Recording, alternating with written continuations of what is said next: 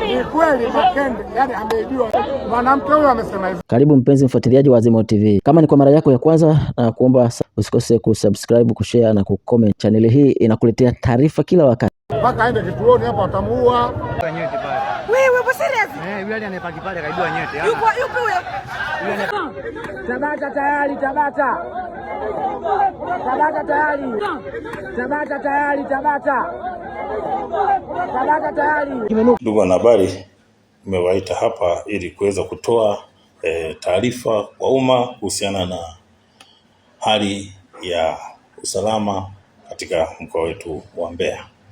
Kufuatia uzushi na uvumi wa baadhi ya watu kuzua taharuki waliokuwa wakieleza kuibiwa nyeti zao baada ya kuguswa bega, hali iliyopelekea vitendo vya uvunjifu wa amani katika mkoa wetu wa Mbeya, ikiwemo vurugu na kusababisha baadhi ya watu kupoteza mali zao, lakini baadhi kujeruhiwa, ni kwamba jeshi la polisi mkoa wa Mbeya kufuatia hali hiyo liliweza kufanya msako dhidi ya wale wote ambao walihusika katika tuhuma hizi na kufanikiwa kukamata watuhumiwa 85 kwa tuhuma hizi, na kati ya hao watuhumiwa 16 hao wamekwisha fikishwa mahakamani na kesi zao zinaendelea, ziko katika hatua mbalimbali.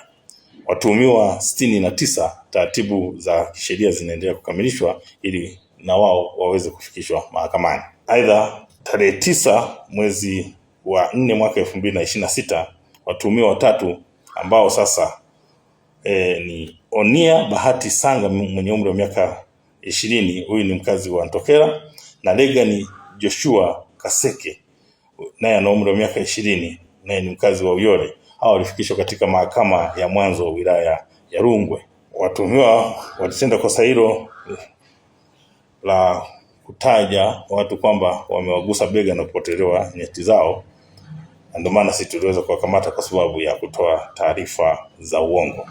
Kwa hiyo baada ya taarifa hizo waliweza kukamatwa na upelelezi ulifanyika na mashauri haya yalipelekwa katika mahakama.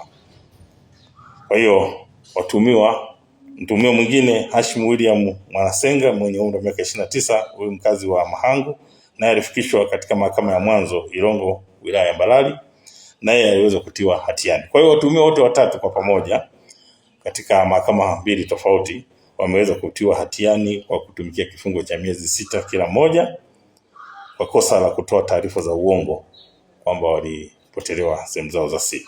Jeshi la polisi mkoa wa Mbeya linatoa wito kwa baadhi ya watu wanaozua taharuki na kutoa taarifa za uzushi au za uongo zinazosababisha vitendo vya uvunjifu wa amani kuacha mara moja. Aidha, jeshi la polisi mkoa wa Mbeya linakemea na kutoa onyo kali kwa wale wote ambao wanaandaa maudhui ya uongo na kusambaza kwenye mitandao ya kijamii kuacha mara moja, kwani hatua za kisheria dhidi yao zitachukuliwa na watafikishwa mahakamani.